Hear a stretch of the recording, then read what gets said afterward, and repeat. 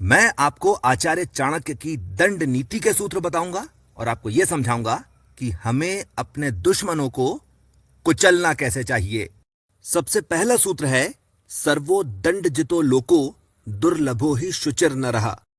देखिए, दुनिया में जितने भी काम किए जाते हैं सब के सब एकदम सही तरीके से किए जाना चाहिए, और ये सारे के सारे काम सही तरीके से केवल और केवल तब ही होते हैं और केवल तब ही करवाए जा सकते हैं जब लोगों को यह बात बहुत अच्छी तरह से मालूम हो कि अगर आपने किसी गलत तरीके का इस्तेमाल किया या कि फिर अनजाने में या जानबूझकर आपसे कोई गलती हो जाती है तो फिर आपको उसके नुकसान की भरपाई करना ही पड़ेगी।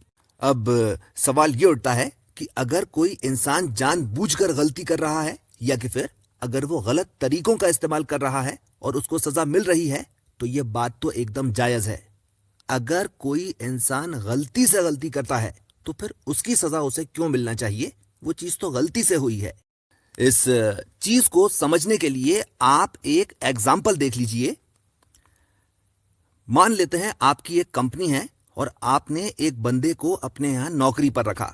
आपने उसको करने के लिए एक काम दिया और वो बंदा जब उस काम को करने के लिए गया तो वो उस काम को इस तरह से कर आया कि आपका बहुत सारा नुकसान हो गया। अब देखिए, आपने बहुत सारे मोटिवेशनल वीडियोस देखे होंगे। जरा सा अपने दिल पर हाथ रखकर बताइए कि जब वो बंदा आपके सामने आएगा तो क्या आप उससे ये कहोगे कि तुम कभी भी हारते नहीं हो, या तो जीतते हो या सीखते हो, या कि फिर आप उसे पहली बार में ही समझा दोगे कि देखो भैया, हमें ऐसे लोग चाहिए जो काम को सही तरीके से कर सकते हो, हमें बाजीगर नहीं चाहिए। यह हो गई एक चीज। दूसरी चीज देखिए, आप यह भी समझिए कि किसी भी काम को करने के कुल मिलाकर 4 तरीके होते हैं, जिसमें से सबसे पहला तरीका होता है सही तरीका, दूसरा तरीका होता है गलत तरीका, तीसरा तरीका होता है उचित, यानी कोई ऐसा काम जो भले ही चाहे सही नहीं हो पर उसे करने में समझदारी है, और चौथा तरीका होता है अनुचित, यानी ऐसा काम जो ना तो करने में सही है ना ही जिसे करने में कोई समझदारी है। और अगर आप किसी एक तरीके से बंध कर ही काम करते हैं तो फिर आप चाहे कितनी भी मेहनत क्यों ना कर लीजिए और चाहे कितना भी दिमाग क्यों ना लगा लीजिए, होना आपको नुकसान ही है। अब सवाल ये उठता है कि अगर गलत तरीके का इस्तेमाल किया जा रहा है या अगर अनुचित तरीके का इस्तेमाल किया जा रहा है तो उससे तो नुकसान होगा, और यह बात समझ में भी आती है। पर अगर कोई इंसान केवल सही तरीके का इस्तेमाल करता है या कि फिर अगर केवल उचित तरीके का ही इस्तेमाल करता है तो फिर उसको नुकसान कैसे हो सकता है? इस चीज को जरा सा एग्जाम्पल से समझकर भी देख लीजिए। देखिए, आप किसी भी धर्म की किताब उठाकर देख लीजिए, सभी में यह चीज लिखी हुई है कि हमें हमेशा जरूरतमंदों की मदद करना चाहिए, और इसलिए करना चाहिए क्योंकि यही जिंदगी जीने का सही तरीका होता है। पर अगर आप जरूरतमंदों की इतनी ज्यादा मदद करने लग जाएं कि आप अपनी परिवार की जिम्मेदारियों को आसानी से नहीं उठा पाएं तो आपका तरीका केवल सही ही है, उचित नहीं है। और इसी तरह से अगर आप ये सोचने लग जाएं कि अगर मैं किसी की भी मदद नहीं करूं तो मैं अपने परिवार वालों के लिए ज्यादा कुछ कर पाऊंगा, तो आपका तरीका केवल उचित ही है, सही नहीं है। अब सवाल ये उठता है कि जब पूरी तरह से केवल सही और केवल उचित तरीका भी सही नहीं है तो फिर क्या करना चाहिए? और देखिए, इसका सीधा सीधा जवाब यह है कि पूरी तरह से गलत और पूरी तरह से अनुचित तरीकों को छोड़कर बाकी के सभी तरीकों में बीच का रास्ता इस्तेमाल करना चाहिए। इस चीज को जरा सा एग्जाम्पल से समझकर भी देख लीजिए। देखिए, समय के साथ साथ महाराज कर्ण को फिर सब कुछ मालूम चल ही चुका था और भगवान श्री कृष्ण ने उनसे यह भी कहा था कि आप हमारी तरफ आ जाइए, आप अधर्म का साथ क्यों दे रहे हैं? पर महाराज कर्ण ने यह किया कि उन्होंने दोस्ती की खातिर दुर्योधन का साथ दिया, और ये जो बात जो थी ये केवल सही ही थी, उचित नहीं थी। पर अगर महाराज कर्ण पांडवों की तरफ आ जाते तो ये बात केवल उचित ही होती, सही नहीं होती। और इसीलिए महाराज कर्ण को बीच का रास्ता चुनना चाहिए था, यानी वो रास्ता जो सही भी होता और उचित भी होता। यानी महाराज कर्ण को असल में यह करना चाहिए था कि उन्हें भगवान श्री कृष्ण का ऑफर ले लेना चाहिए था और साथ ही साथ उनके सामने ये एक रिक्वेस्ट कर देना चाहिए थी कि साहब मुझे केवल दुर्योधन से लेना देना है, दुर्योधन को कुछ भी नहीं होना चाहिए। और ये जो कुछ भी है ये कैसे होता, इस बात पर मुझे, आपको या महाराज कर्ण को दिमाग लगाने की कोई जरूरत ही नहीं थी। भाई मुझ में तुझ में है भेद यही, मैं नर हूं तुम नारायण हो, मैं हूं संसार के हाथों में, संसार तुम्हारे हाथों में। ये चित्र जो आप स्क्रीन पर इस वक्त देख रहे हैं, मैं चाहता हूं कि आप इसका एक स्क्रीनशॉट ले लीजिए और इसके ऊपर बहुत गहराई से विचार कीजिए। विचार कीजिए, और विचार करने से मतलब यह है कि आप अपने दिमाग का इस्तेमाल कीजिए, क्योंकि धन की देवी लक्ष्मी जो हैं, ये केवल उसी के पास आती हैं जिसे सही मौके पर, सही तरीके से, सही बात, सही इंसान से कहना आती है। और किस्मत जो है ये उसी इंसान का साथ देती है जो अपने दिमाग का सही इस्तेमाल सही तरह से करना जानता है। और ये जो कुछ भी समझाया हुआ है, इसका प्रमुख श्लोक भी देख लीजिए, जो है अधीते यह इदम नित्यम नीति शास्त्रम शृणोति चा ना पराभव मापनोति शक्रादपि कदाचन। यानी वो इंसान जो नीति शास्त्र को सुनकर, समझकर, सीखकर अपने खून में उतार लेता है, उसका सामना फिर चाहे कितने भी ताकतवर दुश्मन से क्यों ना हो जाए, उसकी हार नहीं हो सकती। क्यों नहीं हो सकती? इसलिए नहीं हो सकती क्योंकि वो इंसान जो नीति शास्त्र को अपने खून में उतार चुका है, उसके पास किसी भी काम को करने के कम से कम 8 तरीके और हर तरीके की काट होती ही होती है। ये हो गई एक चीज। दूसरी चीज देखिए, आप ये भी समझिए कि ये आचार्य चाणक्य की दंड नीति है, जिसका पूरा का पूरा खेल कुल मिलाकर 2 चीजों पर टिका हुआ है, जिसमें से पहली चीज है राज्य की रक्षा करना और दूसरा है प्रजा का पालन करना। इस चीज को जरा सा ऐसे समझकर देख लीजिए कि अगर आप एक आदमी हैं तो आपके कुल मिलाकर 2 काम होते हैं, जिसमें से पहला काम है अपने परिवार की रक्षा करना और दूसरा काम होता है अपने परिवार का पालन पोषण करना। तीसरा काम कुछ भी नहीं होता। अब देखिए, ये दोनों काम जो हैं, इन दोनों ही कामों को धर्म बताया गया है और यह भी बताया गया है कि इस धर्म का पालन करने के लिए जो भी करना पड़े उसे करना चाहिए। और इस बात को जिस सूत्र में कहा गया है वो है तत्पापम अपि न पापम यत्र महान धर्मानुबंधः। अब सवाल ये उठता है कि भाई हमें कैसे मालूम चलेगा कि किस इंसान को हमेशा बचाना ही बचाना है और किस इंसान को हमेशा नुकसान ही नुकसान पहुंचाना है। और इसका सीधा सीधा जवाब आचार्य चाणक्य ने अपने अगले सूत्र में दिया हुआ है, जो है राज्ञो ही दुष्ट निग्रह शिष्ट परिपालनम च धर्मः। इस चीज को जरा गहराई से समझने की कोशिश कीजिए। देखिए, कोई भी बंदा हो, जब वो आपको आखिरी नुकसान पहुंचाता है तो ऐसा कभी भी नहीं हुआ होता है कि अब तक तो वो आपका भला ही चाह रहा था, आज अचानक से वो आपका बुरा सोचने लग गया। देखिए, ज्यादातर लोग आपके साथ इसलिए जुड़ते हैं ताकि वो आपका इस्तेमाल कर कर अपना कुछ फायदा निकाल सके, और उन्हें इस बात से कोई भी मतलब नहीं होता कि अपना फायदा निकालने के लिए आपका कितना नुकसान हो रहा है। होता यह है कि जब वो इस काम को कर रहे होते हैं तो वो कदम कदम पर बहुत सारे हिंट्स छोड़ते हैं, पर क्योंकि आप इन हिंट्स पर ध्यान नहीं देते, इसीलिए इतनी बड़ी चीज आपको दिखाई ही नहीं देती। और जब ये बात दिखाई दे जाती है, उस वक्त तक बहुत ज्यादा देर हो चुकी होती है। आप सभी लोग जिन्होंने मोहब्बत में धोखा खाया है, आप इसी वक्त कमेंट में लिख देना कि ये जो बात कही गई है ये ब्रह्म सत्य है। और इसीलिए आचार्य चाणक्य कहते हैं मित्रो अमित्रो दंड नीत्यामायत्तः, यानी जितनी सावधानी और कठोरता के साथ आप अपने दुश्मनों के साथ पेश आते हैं, उतनी ही सावधानी आपको अपने दोस्तों के साथ भी रखना चाहिए, और अगर वो गलती करें तो उनके साथ उसी कठोरता से पेश आना चाहिए। ऐसा क्यों? ऐसा इसलिए क्योंकि इस बात की कोई गारंटी है ही नहीं कि वो बंदा जो आज आपका बहुत ही अच्छा दोस्त है, कल भी वो आपका इतना ही अच्छा दोस्त बना रहेगा।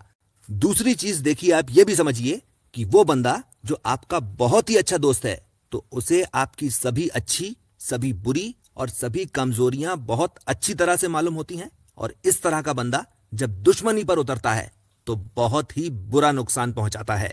और देखिए, इसीलिए खास लोगों को यह बात मालूम चलते रहना चाहिए कि वो कभी भी आम हो सकते हैं। दंड नीतिम धितिष्ठन् प्रजाः संरक्षति। अगला सूत्र, और इसमें आचार्य चाणक्य कहते हैं दंडः संपदा योजयति, यानी वो बंदा जो सावधानी से चलता है और कठोरता का पालन करता है, वही और केवल वही अपने आप को, अपने परिवार को और अपनी रोजी रोटी को बचाकर रख पाता है। अगला सूत्र, और इसमें आचार्य चाणक्य कहते हैं दंडा भावे मंत्री वर्गा भावः, और आप इसके भावार्थ को समझिए।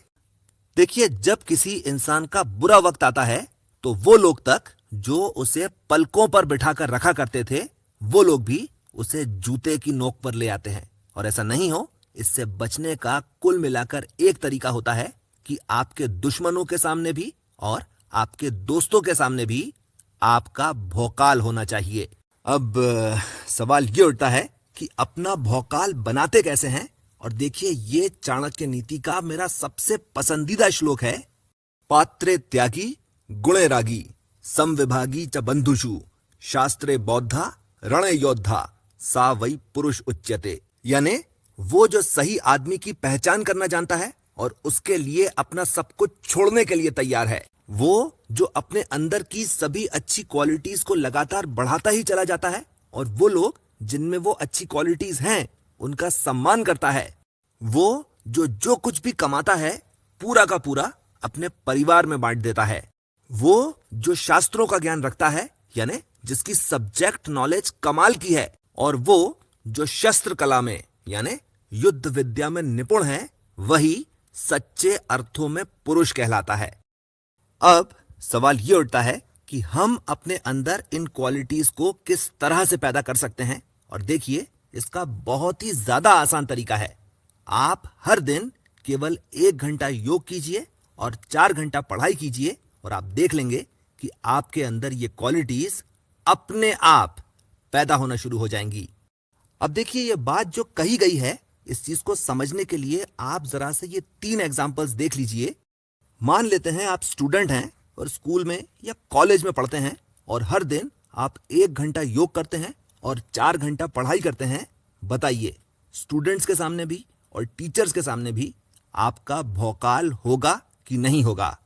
दूसरा एग्जाम्पल, मान लेते हैं आप कहीं पर नौकरी करते हैं और आप अपने अंदर की अच्छी क्वालिटीज को लगातार बढ़ाते भी चले जाते हैं और आपकी सब्जेक्ट नॉलेज भी कमाल की है। बताइए, आपके कलीग्स के सामने भी और आपके बॉस के सामने भी आपका भौकाल होगा या नहीं होगा?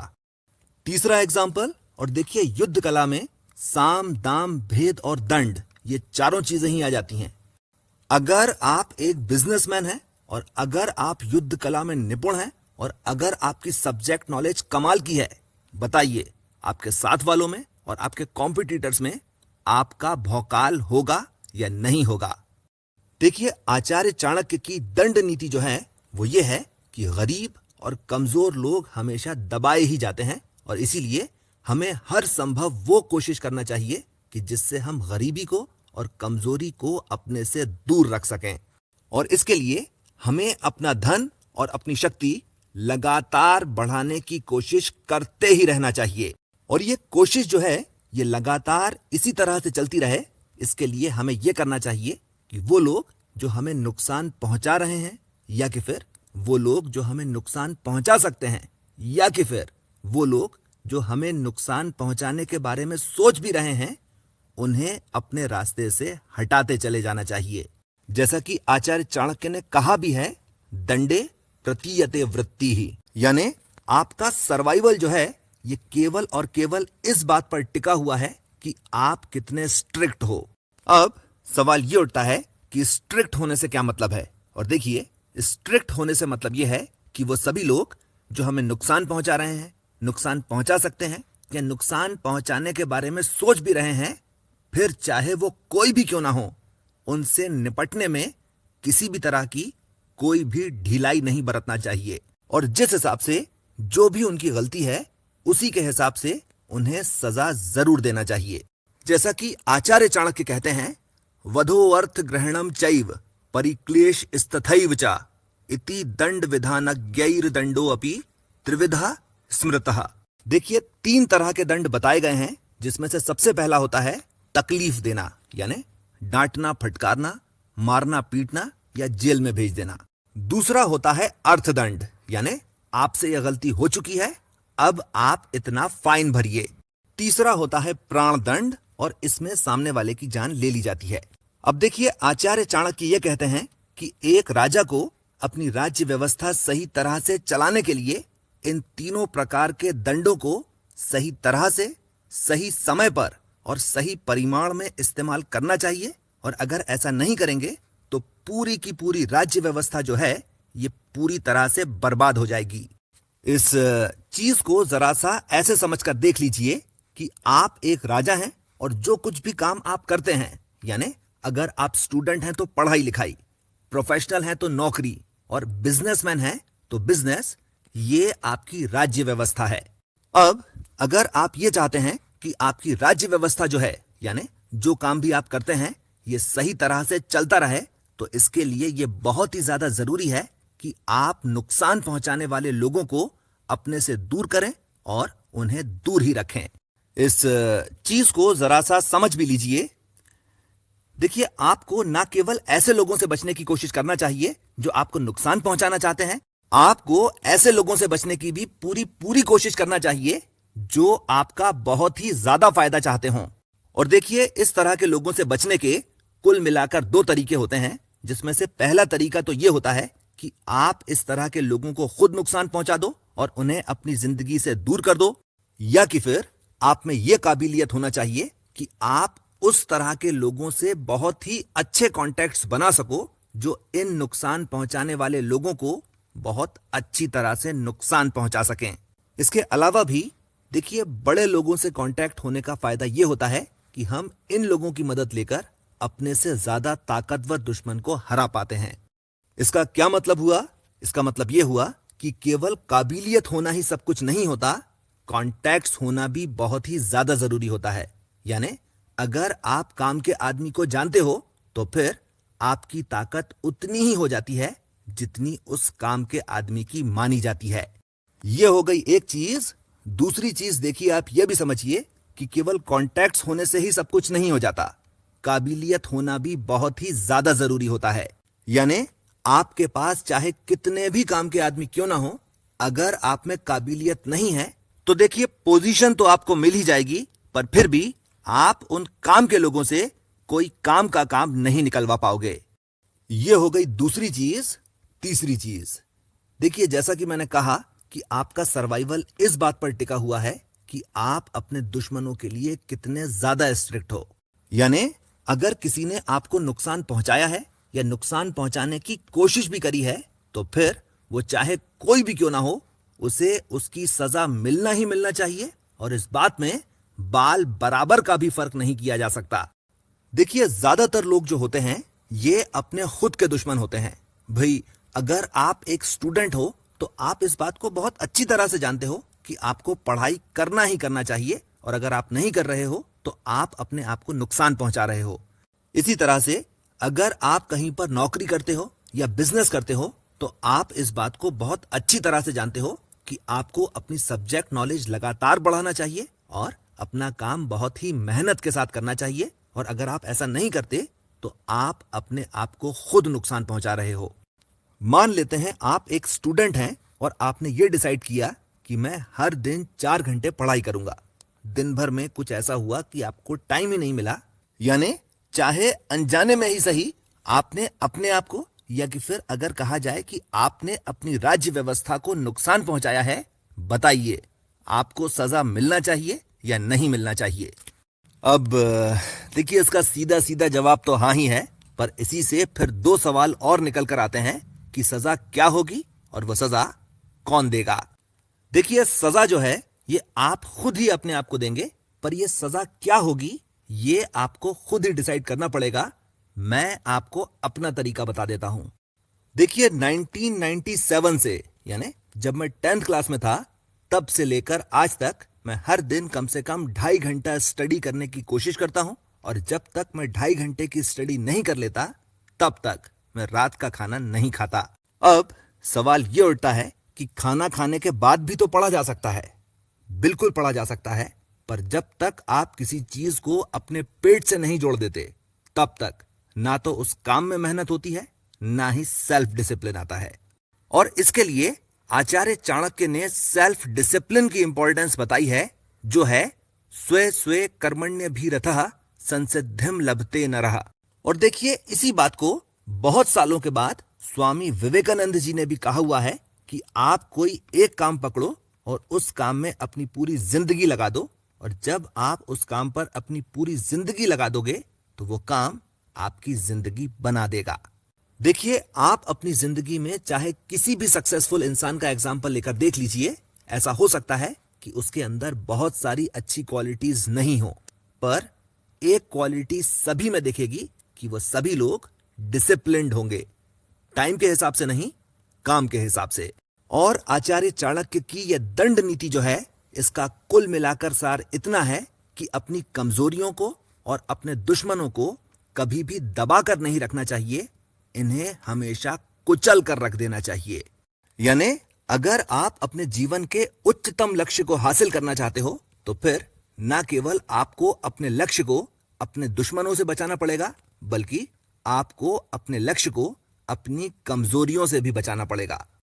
एक चीज और भी है जिसकी तरफ मैं आपका ध्यान खींचना चाहता हूं। देखिए, चाणक्य नीति पर बहुत सारे वीडियोस बने हुए हैं, और अगर उन सभी वीडियोस को देखा जाए तो एक जनरल सा सेंस ये डेवलप होता है कि अगर आप चाणक्य नीति फॉलो करते हैं तो आपको पहले बुरा बनना पड़ेगा, आप तभी सफल हो पाएंगे और लोग आपके तलवे चाटेंगे। पर चाणक्य नीति जो है, ये ऐसी बिल्कुल भी नहीं है। चाणक्य नीति जो है वो असल में ये है कि हम ये चाहते हैं कि हम तरक्की करें, और हम जेन्युइनली ये भी चाहते हैं कि आप भी तरक्की करो, और हम दोनों एक दूसरे का साथ देकर साथ में तरक्की करें। पर अगर आपने कुछ इस तरह का सोच रखा है कि हम दोनों में से कोई एक ही सरवाइव करेगा, तो फिर आप मेरी मजबूरी को समझिए, मुझे ही सरवाइव करना पड़ेगा और मैं ही सरवाइव करूंगा। यानी अगर तकलीफ देना पड़ी तो तकलीफ जरूर देंगे, पर अप्रोच जो है वो डॉक्टर वाली होगी। अगर आप मसल्स की तरह पेश आओगे तो हम आपको प्रोटीन देंगे, पर अगर आप कैंसर की तरह पेश आओगे तो हम आपको काट देंगे। आत्मनि रक्षिते सर्वम रक्षितम भवति। एक चीज और भी है जो कि मैं आपको बताना चाहता हूं। देखिए, आचार्य चाणक्य की शत्रु नीति, युद्ध नीति और भेद नीति जो है, इनका फायदा आप तब तक नहीं उठा सकते जब तक कि आप विद्या नीति को अपने खून में नहीं उतार लेते। इसके साथ मैं अपनी बात खत्म करता हूं। आपने मुझे इतना समय दिया, थैंक यू वेरी मच।